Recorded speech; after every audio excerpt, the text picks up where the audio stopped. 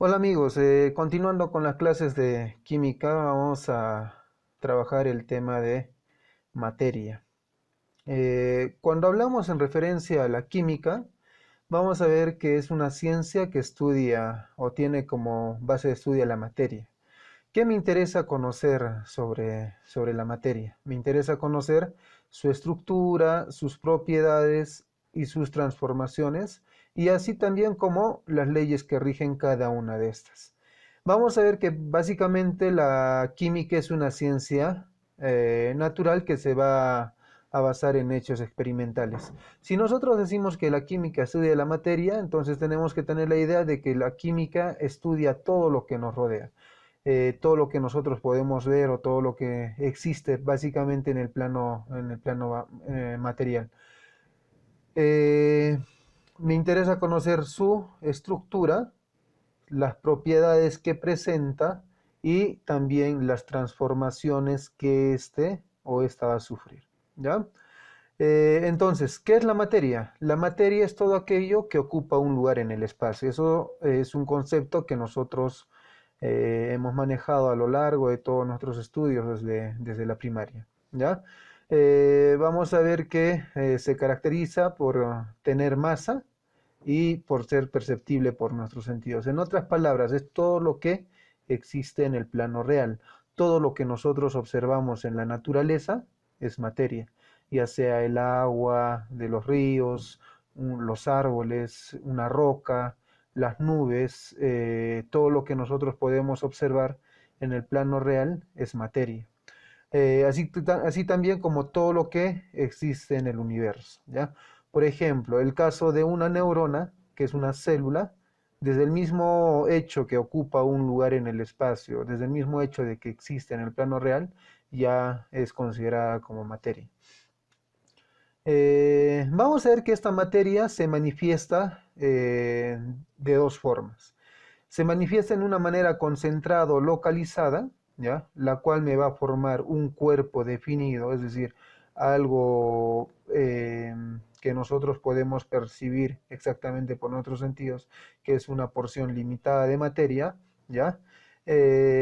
Por ejemplo, en el caso de una piedra, un auto, un animal, un lapicero, un borrador, etcétera, etcétera, todo lo que nosotros observamos, eh, prácticamente vendría a ser la manifestación de la materia en su forma concentrada o localizada. Por ejemplo, en este caso, en la figura de aquí vemos un lingote de oro. Entonces es un cuerpo definido, ¿ya? Por ende me representa la materia en su forma concentrada o localizada. Y también se presenta en una manera o en una forma dispersa o no localizada, a la cual nosotros lo vamos a denominar con el término de campo. ¿Qué es un campo? Es una manifestación o es toda manifestación energética, es decir, está a base de energía, está hecho de energía, por decirlo así.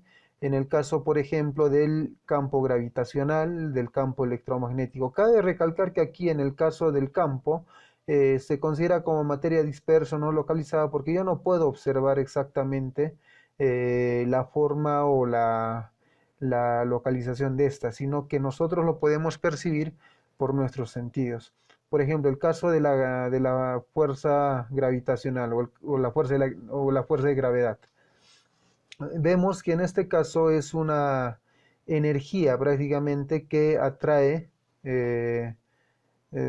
a los cuerpos hacia otro de mayor masa, ¿verdad? Entonces es un ejemplo claro de un campo que es materia dispersa no localizada.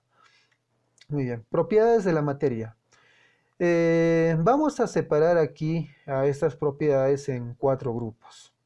Hablando primero de las propiedades generales, luego las propiedades específicas, tenemos luego las propiedades extensivas y las propiedades intensivas. En este caso vemos las propiedades generales. Una propiedad general o el conjunto de propiedades generales se caracterizan porque van a estar presentes en todo tipo de materia, en todos sus estados, por decirlo así, ya sea en el estado sólido, líquido, gaseoso o en los estados especiales de la materia, van a estar presentes. Entonces nos dice presentes en todos los cuerpos sin excepción. Entre ellas tenemos primero la masa. ¿Qué es la masa? es la cantidad de materia que posee un cuerpo o sustancia. Y tenemos también al peso. ¿Qué es el peso? Es una fuerza con la cual un cuerpo es atraído por otro por efecto de la acción de la gravedad. Generalmente se tiende a confundir estos dos términos en cuanto a lo que vendría a ser la masa y el peso, ¿ya? Entonces aquí lo ponemos bien claro, las definiciones de cada uno de ellos. Masa, cantidad de materia que posee un cuerpo. Y el peso, que es una fuerza, ¿ya? Es decir, es la fuerza por la cual un cuerpo es atraído por efecto de la gravedad, por decirlo así. Entonces, para el peso, nosotros, o para calcular el peso, nosotros utilizamos una fórmula, que es igual, el peso es igual a la masa por la gravedad, ¿ya? Ahora, dos cosas aquí. Para que yo pueda determinar la masa, para que yo pueda determinar la masa de un cuerpo, simplemente puedo hacer uso de un instrumento llamado balanza, ¿sí? Utilizamos la balanza para poder medir la cantidad de masa o la cantidad de materia que posee un cuerpo. Y ese valor que nosotros obtenemos lo expresamos en términos ya sea de gramos, kilogramos, etcétera, etcétera. ¿Ya? Algo muy diferente en términos de peso, ya que el peso relaciona la masa y a la gravedad. Por ejemplo, en este caso, tenemos a estos dos individuos, o el mismo individuo, perdón, el mismo individuo, ubicado en un primer plano en la Tierra y en un segundo plano en la Luna. Entonces vamos a calcular tanto el peso en los dos, en estos dos puntos diferentes en el espacio. Entonces, sabemos que la masa es de 100 kilogramos, ¿ya? Sabemos que la masa de este astronauta en la Tierra es de 100 kilogramos. Y en la Luna también sigue siendo de 100 kilogramos. ¿Qué quiere decir? Si nosotros observamos este ejemplo, nos vamos a poder dar cuenta que la masa es constante, ¿sí? La masa no cambia y la masa va a ser la misma en cualquier punto del universo. Eso no cambia. Lo que cambia es el peso, ¿sí? Porque el peso depende de una fuerza externa que es la gravedad. Y vamos a ver, la fuerza de la gravedad de la Tierra o en la Tierra es de 9,8 metros por segundo al cuadrado, ¿ya? Y la fuerza de gravedad en la Luna es de 1,63 metros por segundo al cuadrado. Si nosotros realizamos estos cálculos matemáticos en referencia al peso en la Tierra y al peso en la Luna, vamos a ver que reemplazando los valores, el peso de este individuo, de ese astronauta en la Tierra es de 980 newtons. Y el peso de este mismo en la Luna quedaría en un valor de 163 newtons. ¿Esto por qué? ¿Por qué se da este cambio? Porque varía la gravedad. Como vemos aquí, la gravedad en la Tierra es de 9,8 metros por segundo al cuadrado y en la Luna es de 1,63 metros por segundo al cuadrado. ¿Ya? Una nota, vamos a ver, generalmente la pregunta es, ¿pero por qué ponemos newtons? En cuanto al manejo de las unidades, si yo tengo kilogramo por metro sobre segundo al cuadrado, eso equivale a la unidad del newton, ¿ya? Es una fuerza en sí. Entonces, como el peso es una fuerza, yo puedo calcular el peso utilizando también un instrumento llamado dinamómetro, ¿ya? Es un instrumento que me mide o me determina la fuerza o la cantidad de fuerza en sí. Muy bien, a ver, seguimos. Tenemos la extensión. La extensión o volumen, también en algunos libros lo llaman también así, extensión o volumen, nos dice que es la propiedad de un cuerpo de ocupar un espacio. ¿Sí? Entonces, en otras palabras, es el espacio que ocupa un cuerpo. ¿Ya? Hablamos el caso de la inercia, que también es una propiedad general, y nos dice que es la tendencia que tiene un cuerpo para permanecer en reposo o en movimiento uniforme. Tenemos que tomar en cuenta lo siguiente. En términos de inercia, vendría a ser una resistencia a un cambio, por decirlo así. Si el cuerpo se encuentra en reposo, entonces la inercia sería la resistencia que ofrece ese cuerpo a cambiar su estado de reposo a movimiento. Y viceversa, si el cuerpo está en movimiento, también ofrece una resistencia para cambiar de manera brusca a un estado de reposo. Como vemos aquí en el ejemplo, imaginamos que el ciclista estaba yendo a velocidad, se le presenta un obstáculo en el camino, entonces él trata de frenar bruscamente, ¿no? Y por términos de inercia, vamos a ver que el objeto ofrece una resistencia a detenerse en un solo instante de manera brusca. Entonces hay una fuerza de igual magnitud que ofrece esa resistencia, ¿ya? Y la extensión, en este caso, o volumen, es el espacio que ocupa un cuerpo, ¿sí? Entonces, generalmente aquí ya se manejan términos o fórmulas matemáticas para poder hallar el volumen o la extensión de un cuerpo. Muy bien. Hablamos en referencia a la divisibilidad. La materia se divide, ¿ya? La materia se puede dividir. Entonces, los grados de división de materia va. Sabemos que un cuerpo es una porción limitada de materia. Una porción limitada de materia. Mediante medios mecánicos, o ya sea, por ejemplo, el mismo hecho de triturar, entre otras, podemos obtener el siguiente grado de división, que son las partículas, ¿sí? Entonces, obtenemos partículas mediante medios mecánicos. Ahora, mediante el uso de medios físicos, podemos separar estas partículas y obtener moléculas. Ya estamos en un nivel menor en cuanto a lo que vendría a ser la división. Ahora, medios físicos, por ejemplo, la destilación, entre otras. Mediante métodos o medios químicos, nosotros podemos separar estas moléculas en átomos, ¿sí? Mediante reacciones o medios químicos. Muy bien. Mediante medios o procedimientos nucleares nosotros podemos separar a este átomo en sus partículas subatómicas fundamentales. Por ejemplo, en el caso de los protones, en el caso de los electrones y en el caso de los neutrones. Como vemos hasta aquí, la materia se va dividiendo cada vez más en porciones más pequeñas, ¿ya? Y esto podemos llegar hasta el nivel de los quarks. Muy bien.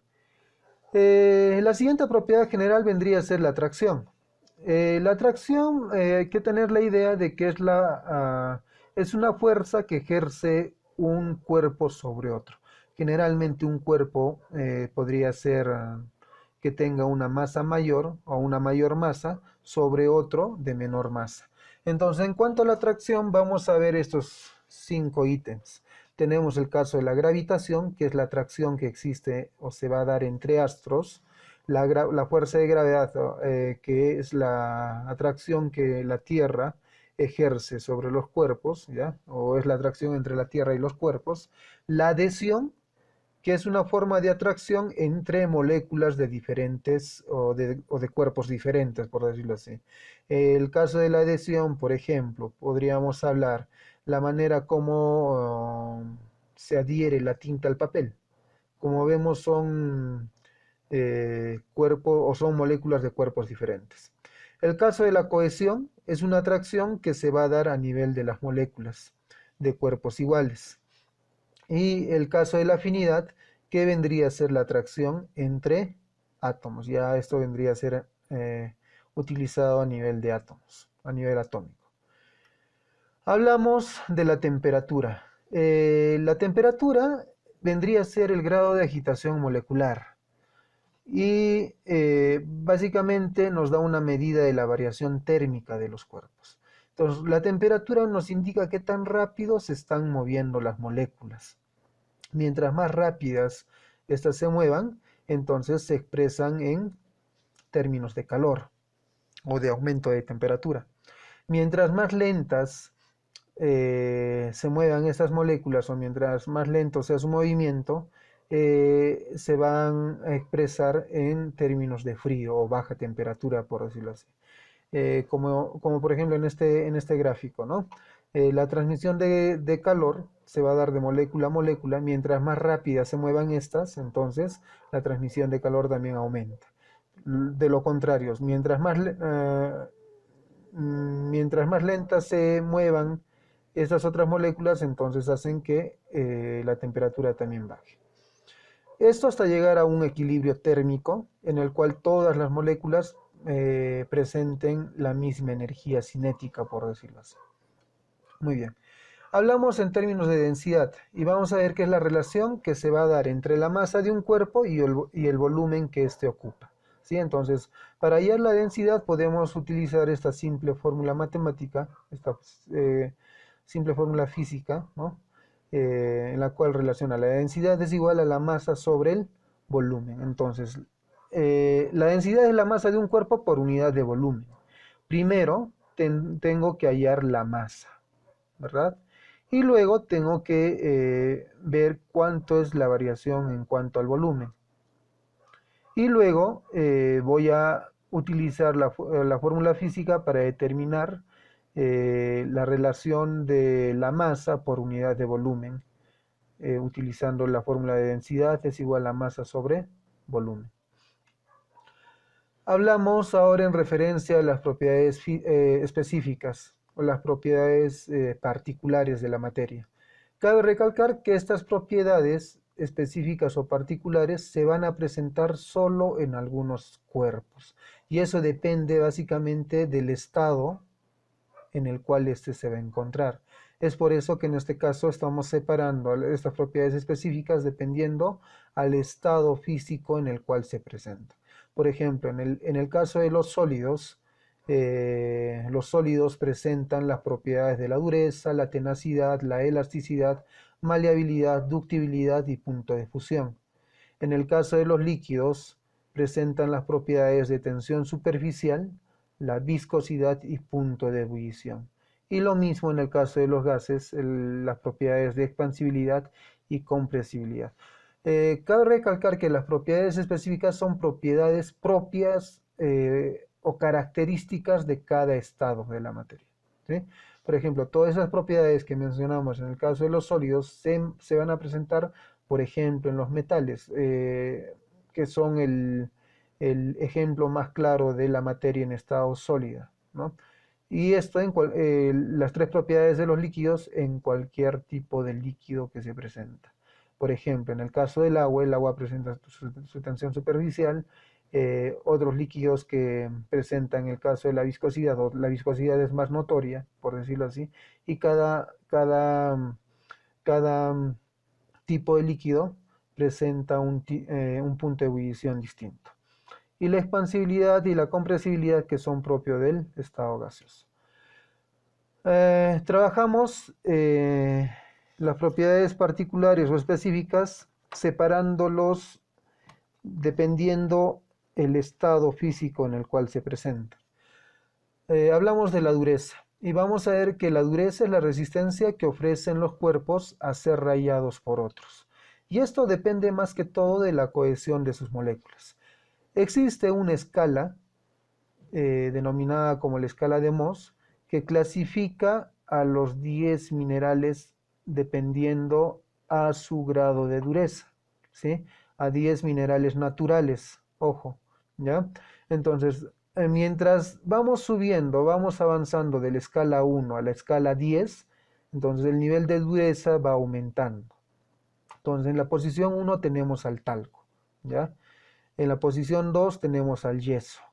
En la posición 3 de esta escala tenemos a la calcita. En la posición 4 a la fluorita. En la posición 5 tenemos al apatito o la patita. En la posición 6 tenemos a la ortosa. En la posición 7 al cuarzo. En la posición 8 al topacio.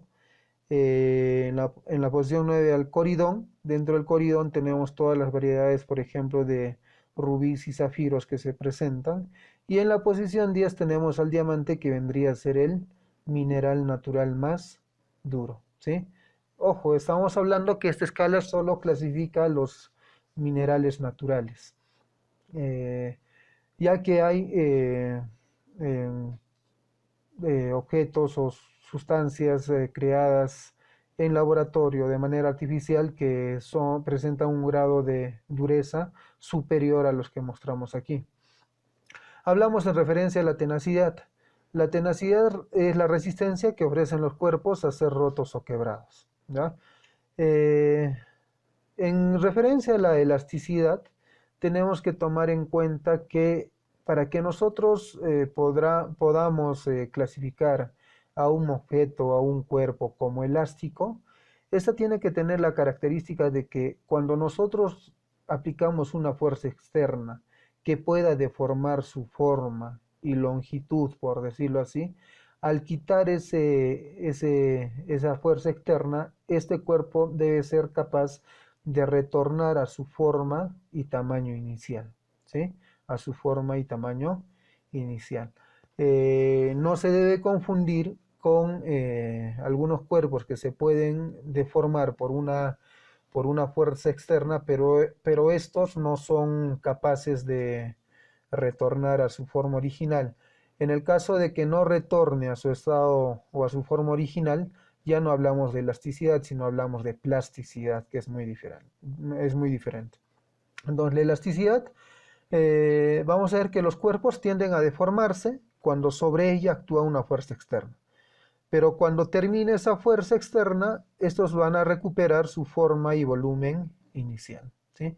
Por ejemplo, en estos casos observamos que este cuerpo, por ejemplo, un resorte, al ejercer una fuerza externa y dejar o ya no ejercer esa fuerza, bueno, al ejercer esa fuerza se deforma, ¿verdad? Deforma su longitud y también la forma misma que presenta.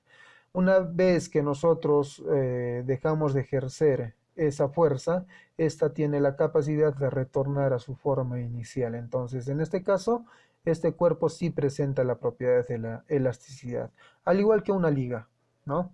Nosotros ejercemos una fuerza sobre una liga y este cuerpo se va a deformar, va a aumentar su longitud, pero quitamos la fuerza y este cuerpo retorna a su estado normal o a su estado inicial, por decirlo así. Hablamos de la maleabilidad.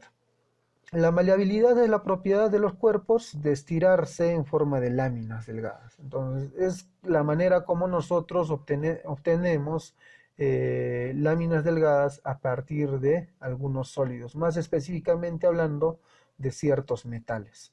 Por ejemplo, el caso del oro, el caso de la plata, el caso del cobre, del plomo, entre otros. Entonces, en este gráfico o en esta imagen podemos observar el caso de la plata, tenemos láminas de plata, láminas de cobre, láminas de oro y láminas de aluminio. Son muy maleables.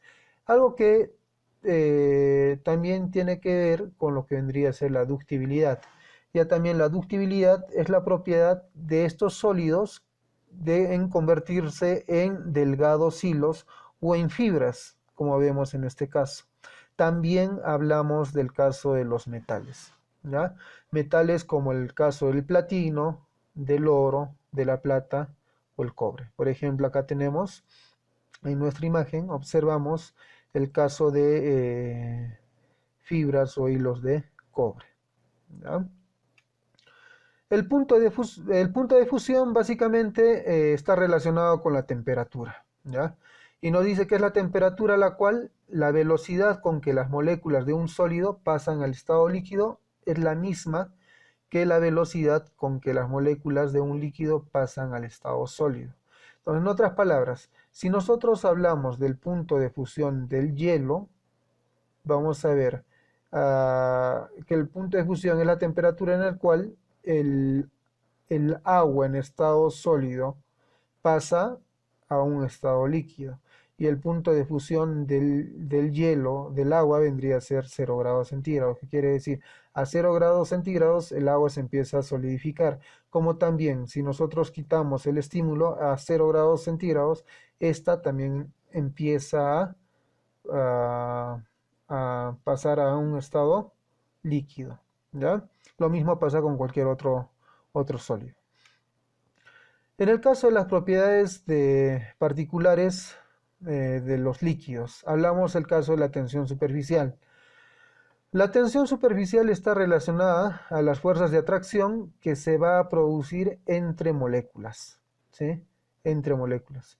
Y que hacen que la superficie de un líquido se contraiga y formen una delgada película en la superficie, ¿ya? Una película que es lo suficientemente resistente para que pueda ser posible que ciertos insectos puedan caminar sobre el agua o pueda ser posible también que los barcos puedan flotar en los mares. Eh, eh, Todo eso gracias a la existencia de la tensión superficial, ¿ya? Entonces, la interacción de las partículas en la superficie del agua hace que ésta se presente como una verdadera película elástica más que todo. Hablamos del caso de la viscosidad. Es la resistencia que van a ofrecer los fluidos al movimiento de los cuerpos en su interior. En otras palabras, es la resistencia que ofrecen ciertos líquidos a que estos puedan fluir libremente, ¿ya? Como el caso, si nosotros podemos poner en comparación eh, el agua con, por ejemplo, con lo que vemos aquí en la imagen, con la miel, vamos a ver que quien ofrece más resistencia a fluir libremente va a ser en este caso la miel. Entonces presenta las propiedades de la viscosidad, presenta la viscosidad más pronunciada, por decirlo así. Punto de ebullición también relacionado a la temperatura, y es la temperatura a la cual la presión del vapor, ¿ya?, de un líquido es igual a la presión atmosférica. Entonces ya empieza a nuestro líquido a pasar de un estado líquido a un estado gaseoso. Entonces vamos a ver que la presión de vapor en un momento va a superar por sí mismo a la presión atmosférica, y estas moléculas se van a liberar a la atmósfera, por decirlo así. Muy bien, hablamos del caso de los gases. La expansibilidad es la propiedad de los gases de aumentar su volumen, ocupando el mayor espacio posible. Por ejemplo, si nosotros tenemos un balón de gas, vamos a ver que en su interior tenemos moléculas de gases que están comprimidas, ¿sí?, que es la otra propiedad que presenta, ¿ya? Entonces, están comprimidas. Una vez que nosotros dejamos o liberamos un poco de este gas, vamos a ver que estas moléculas que se encontraban dentro se van a liberar y van a empezar a ocupar el mayor espacio disponible, es decir, se van a expandir. Y esto lo podemos notar con el simple olor característico que presentan estos gases, ¿no? Vamos a ver que el olor característico no solamente se puede percibir en el área en el cual nosotros hemos liberado ese gas, sino que de repente puede inclusive expandirse a otras zonas más amplias. En comparación a la compresibilidad, que también es la propiedad de los gases de reducir su volumen. Entonces, así como nosotros vemos que las moléculas se expanden y ocupan el mayor espacio disponible, ejerciendo grandes presiones y sometiéndolos a bajas temperaturas, podemos hacer que estas moléculas se junten cada vez más y así ser confinados en espacios más reducidos. Eso en cuanto a las propiedades, hasta ahí, hasta en cuanto a lo que vendrían a ser las propiedades particulares o específicas. Hablamos de las propiedades propias o características del estado sólido, para el estado líquido y para el estado gaseoso. Ahora hablamos del tercer grupo de propiedades, que son las propiedades extensivas. Cabe recalcar que este grupo de propiedades dependen de la influencia de la materia. ¿Qué quiere decir? O de la cantidad de materia, por decirlo así. ¿Qué quiere decir? Que mientras más cantidad de materia podamos adicionar, ¿ya?, estas propiedades se van a intensificar. Entonces, no son aquellas que dependen de la cantidad de materia, es decir, son aditivas. Por ejemplo, la masa, ¿sí? La masa. Si aumentamos la masa de un cuerpo, la cantidad de masa aumenta. Entonces vemos que es una propiedad aditiva. Lo mismo en el caso del volumen. Si aumenta la masa, el espacio que va a ocupar también va a aumentar, ¿sí? Y la presión que ésta puede ejercer sobre otro cuerpo también se intensifica. Lo mismo pasa con la energía, lo mismo pasa con el caso de la dilatación, la porosidad, el calor, la cantidad de calor sensible y la cantidad molar, que son ejemplos de propiedades extensivas. Entonces, la clave para poder reconocer las propiedades extensivas es que si yo aumento materia o más materia a ese cuerpo, ¿ya? Si esa propiedad se intensifica o se pronuncia más, entonces es considerada como una propiedad extensiva. Algo muy diferente cuando hablamos en el caso de las propiedades intensivas. Vamos a ver que las propiedades intensivas no dependen de la cantidad de materia.